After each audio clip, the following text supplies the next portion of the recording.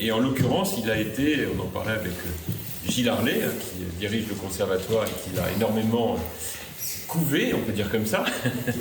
Et on a remis à Sébastien le prix de l'excellence, puisque tous les ans, nous organisons un concours de l'excellence pour les jeunes Meldois, et il incarnait à tous égards beaucoup des valeurs auxquelles les uns et les autres nous croyons, la rigueur, l'effort, le travail, le talent, le charme, enfin vraiment tout ce qui nous rend très fiers.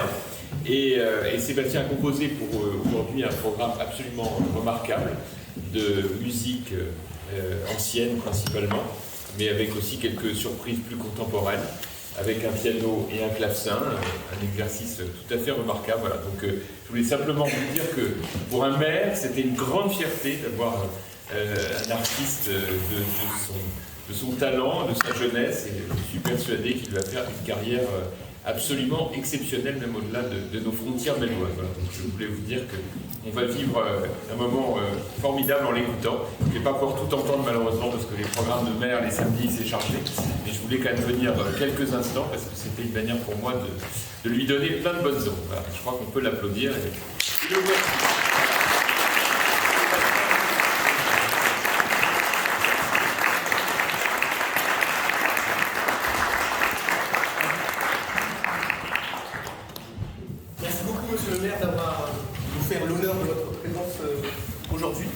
Quel plaisir de vous voir aussi nombreux.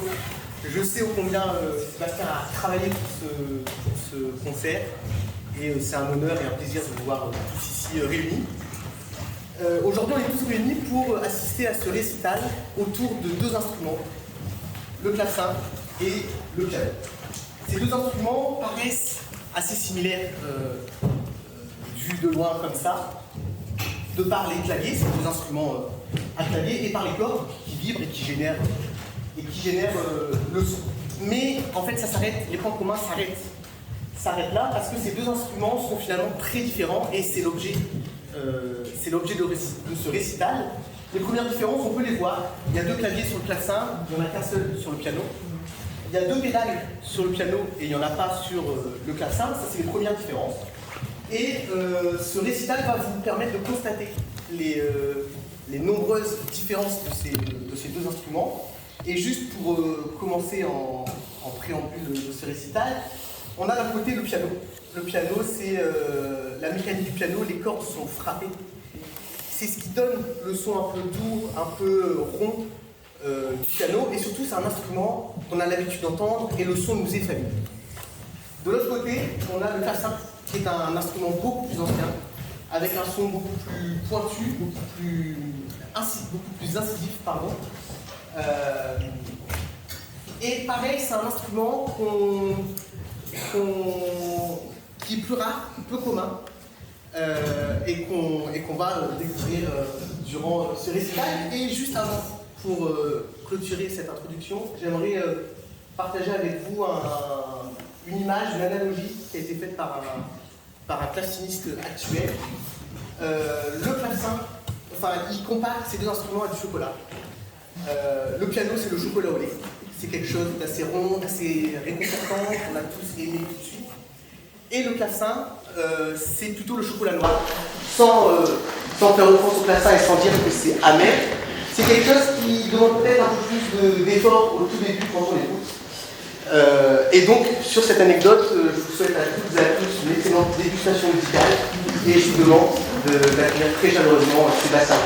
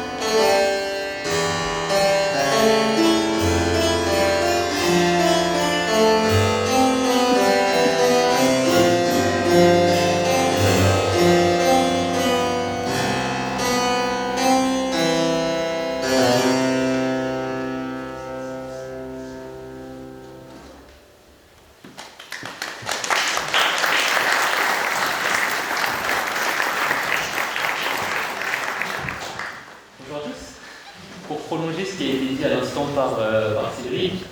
Le clavecin, c'est un instrument ancien, bien plus ancien que le piano, et qui pour autant nous est moins familier. Le morceau qu'on vient d'entendre, c'est un prélude composé par François Couperin, qui est un compositeur si important pour le clavecin que chez nous en France, on l'appelle le Grand, Couperin le Grand. Ce prélude, c'est le premier prélude de l'art de toucher clavecin, qui est un recueil de partitions qu'il a composé pour cet instrument et qui nous en montre les différentes facettes, mais surtout l'art de rendre cet instrument expressif.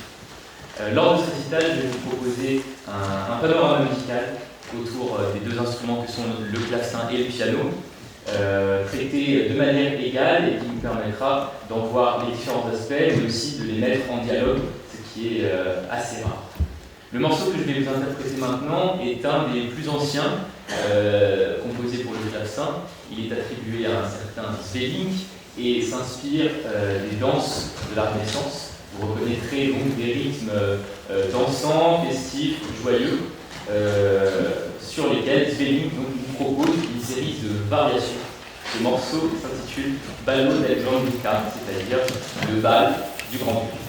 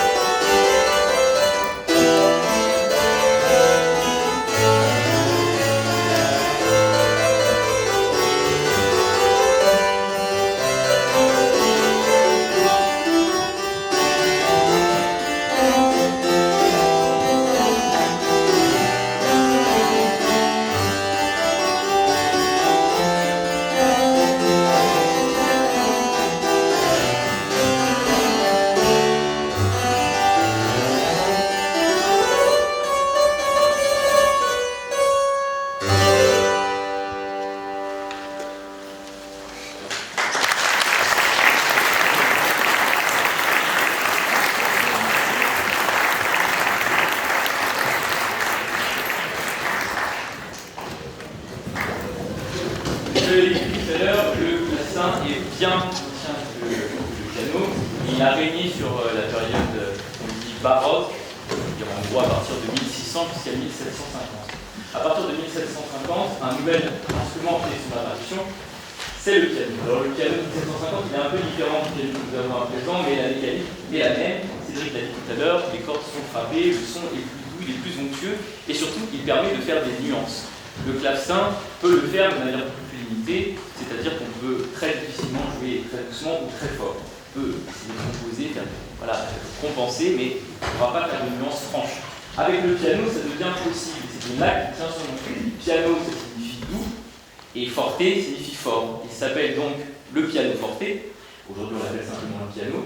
Et il permet donc de faire des nuances, mais pas seulement, puisque son étendue est beaucoup plus grande, le clavier est plus important, et il possède des pédales qui permettent de faire durer les sons, qui leur donnent plus de résonance.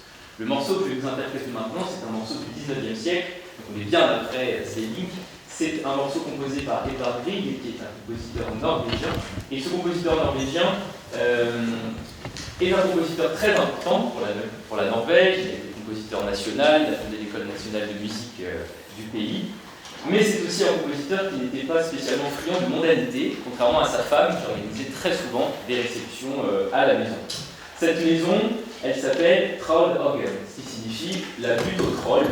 Et la butte au troll, cette maison a été construite par le frère de Grieg, qui connaît bien son frangin, qui lui aime bien s'isoler et surtout qui aime bien s'isoler pour composer et jouer de la musique. Il a donc fait aménager dans le sous-sol de la maison une sorte de cave qui est son refuge et dans laquelle il a installé son piano. Le morceau qu'on va entendre, Jour de mariage à Trollhagen, m'inspire une histoire. C'est celle d'un jour de fête à la maison, fête à laquelle Grieg essaye de se soustraire à un moment donné pour descendre dans le refuge qui est sa cave, dans son palais secret. Ainsi, le morceau fait entendre plusieurs atmosphères. La première est très festive, très rythmée, très joyeuse, c'est jour de mariage, c'est jour de fête. Tandis que la suivante est beaucoup plus calme, plus apaisée, comme si Grieg était descendu à la cave pour se recueillir quelques minutes avant de remonter et avant le retour de la fête. Je vais donc vous faire entendre maintenant Jour de mariage à Trollhagen.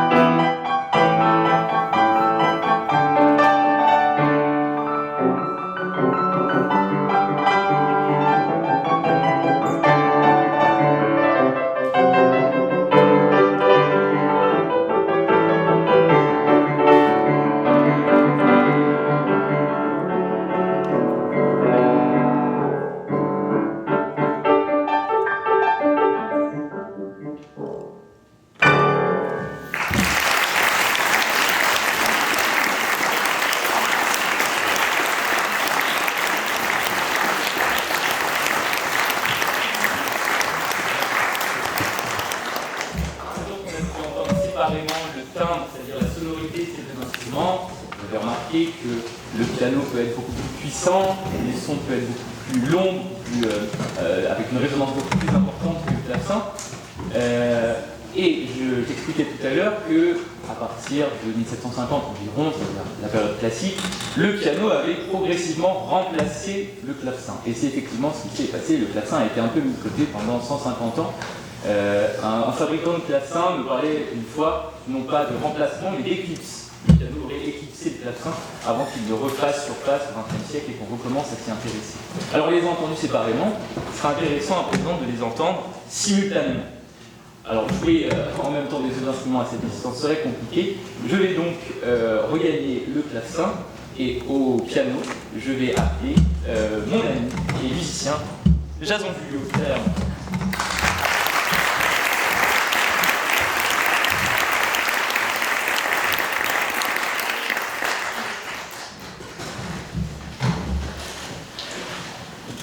Sur le morceau quand même j'oublie, le morceau qu'on va interpréter. C'est un morceau qui a été composé à l'origine pour le clavecin par un grand maître du clavecin qui est Jean-Sébastien Bach, qui est le premier prélude de son clavier bien tempéré, et que tout le monde, je suis sûr, a déjà entendu au moins une fois. Il commence comme ceci.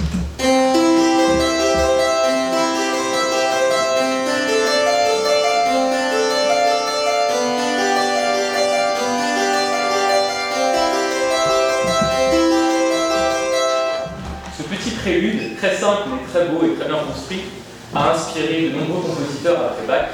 L'un d'eux, un Français, Charles Gounod, a composé une méditation sur ce premier prélude du clavier bien tempéré. Alors que fait-il concrètement?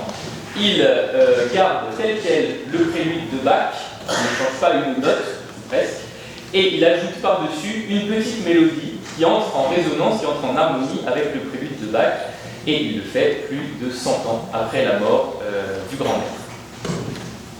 Nous en proposons donc aujourd'hui une version piano et clavecin.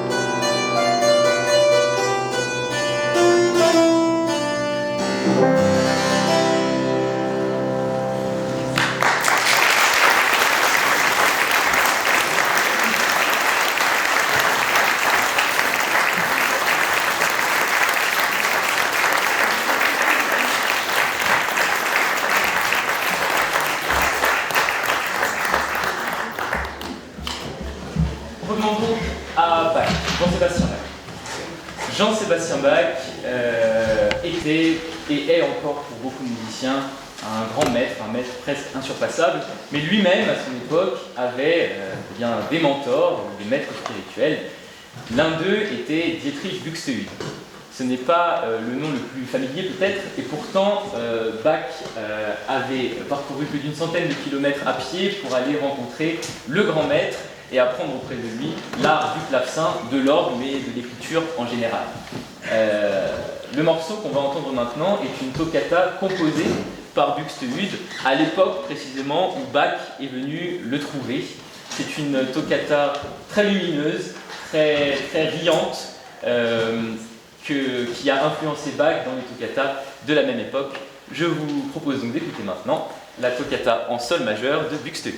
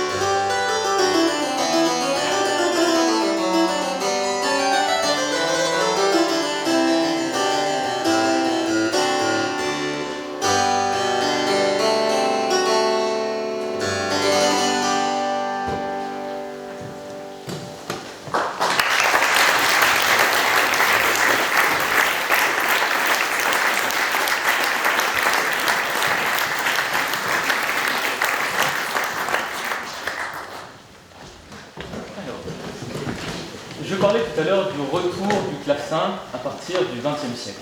On redécouvre le clavecin, on ne l'avait jamais oublié à 100%, mais on n'en fait plus, on n'en fabriquait plus.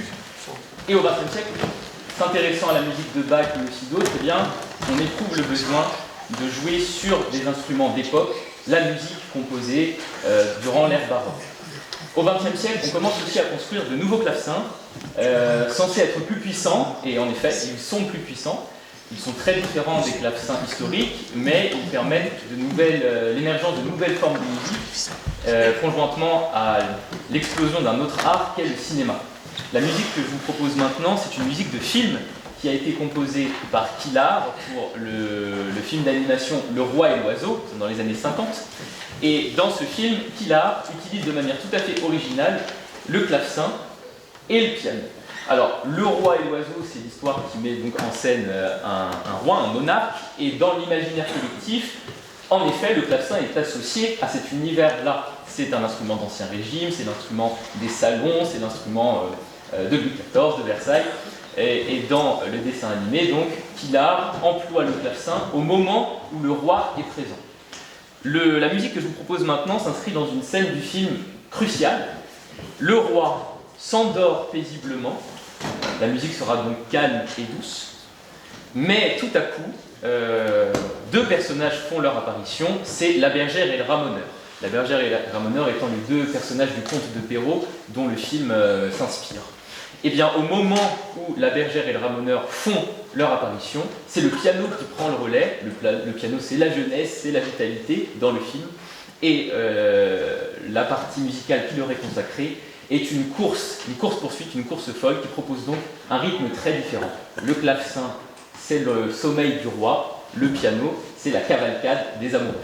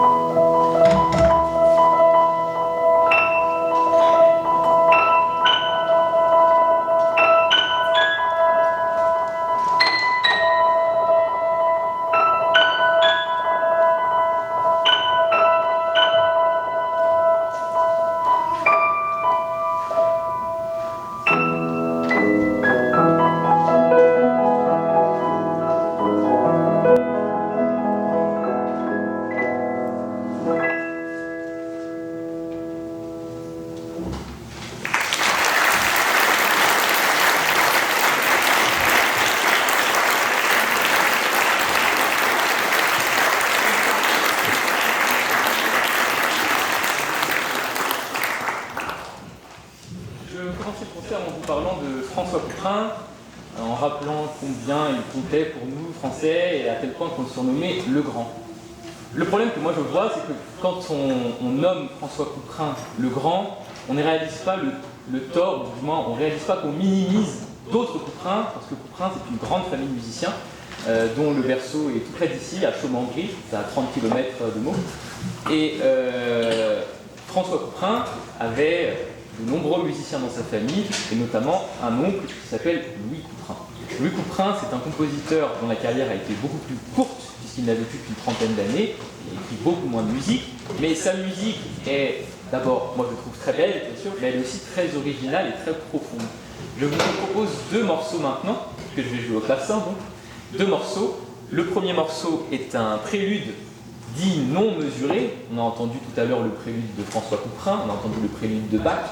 Ce prélude-là, non mesuré, ça signifie eh bien, que Louis Couperin n'écrit pas les rythmes, il n'écrit que les notes, et c'est à l'interprète, j'allais dire à sa fantaisie, en respectant tout de même l'esprit du compositeur, mais c'est à l'interprète eh bien, de donner corps, de donner vie à ces notes qui sont simplement eh bien, jetées sur la partition à notre discrétion. Louis Couperin, prélude suivi d'une passe à terre.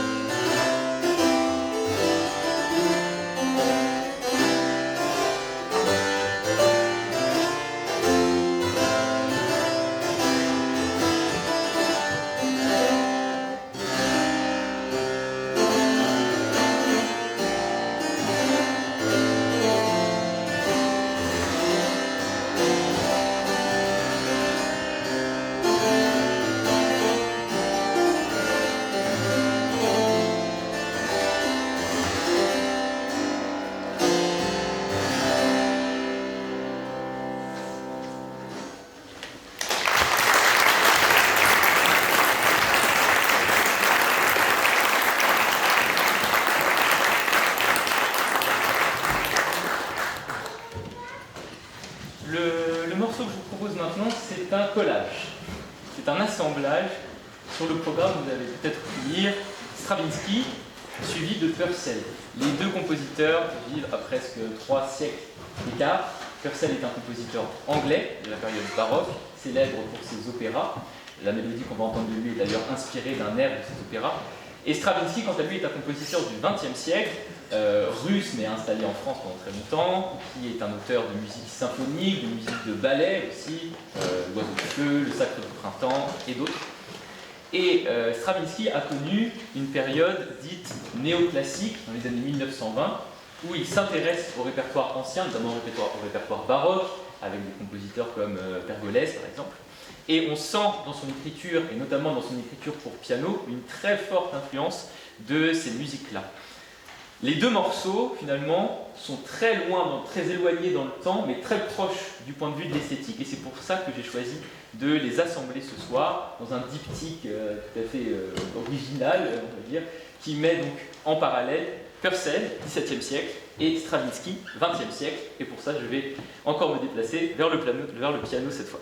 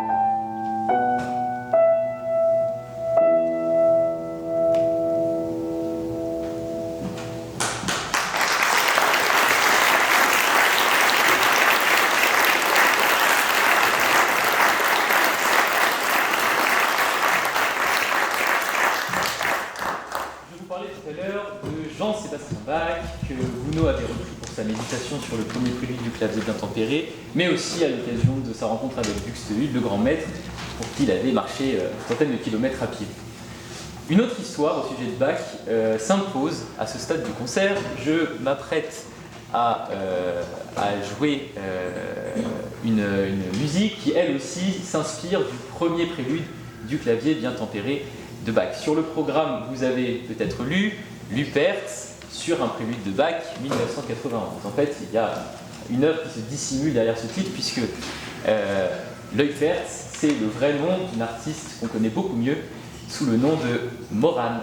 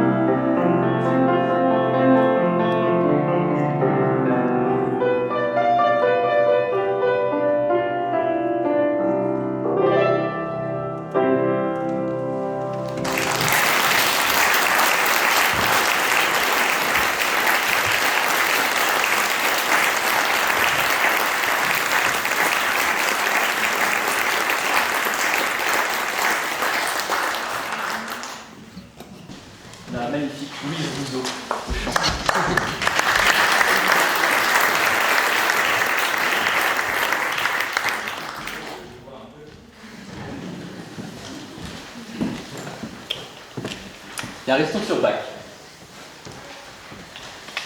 Une anecdote est racontée au sujet de Bach aussi, elle est 100% vraie. Bach avait candidaté au poste de Kapellmeister de Leipzig. Kapellmeister, c'est en gros maître de chapelle, chef d'orchestre, compositeur des messes, professeur de latin, enfin c'est un peu. Et c'est un poste très prestigieux. Sur le coup, sur le poste, il y a plusieurs candidats. Il y a Telemann, il y a Bach et il y a un certain Graupner. Telemann et Bach sont assez connus, même très connus. Graupner, beaucoup moins. Et en fait, l'histoire de la musique n'a retenu de lui que l'anecdote que je vais vous raconter maintenant. Graupner est dans une obscure ville d'Allemagne, ruinée d'ailleurs, puisqu'il occupe lui-même un poste de maître de chapelle, mais il n'a pas été payé depuis des mois. Par conséquent, il va chercher son bonheur ailleurs et candidate à Leipzig, où il est retenu. Son employeur l'apprend et essaie donc de retenir Graupner, qui est un bon musicien et qu'il souhaite voir rester auprès de lui. Donc non seulement il augmente son salaire, mais en plus il ne lui impose même pas de travailler puisque la cathédrale est inaccessible pour l'instant. Donc pendant plusieurs mois, Graupner toucherait un salaire sans travailler et un salaire plus important que celui qu'il aurait touché à Leipzig. Il choisit donc de rester dans son fief d'origine. Telemann, quant à lui, a obtenu un poste plus intéressant ailleurs. C'est donc Bach qui obtient le poste à Leipzig, où il développera des œuvres parmi les plus connues.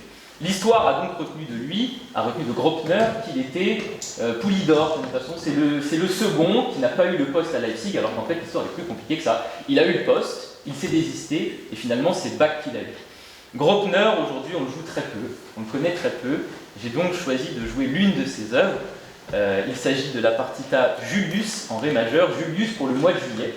Parce que de même que Vivaldi avait composé des œuvres pour chacune des saisons de l'année, eh bien Graupner compose une œuvre pour chacun des mois de l'année. Et le mois que je vous propose maintenant, c'est le mois de juillet, qui est évidemment un mois très solaire, très lumineux.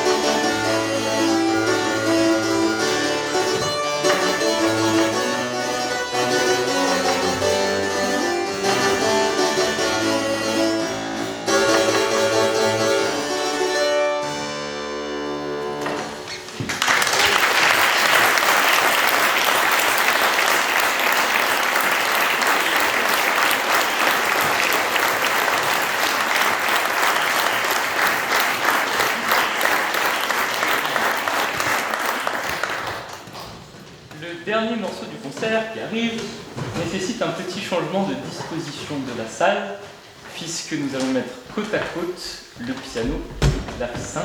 Ça va prendre 1 minute, on déplace l'instrument et l'on reprend.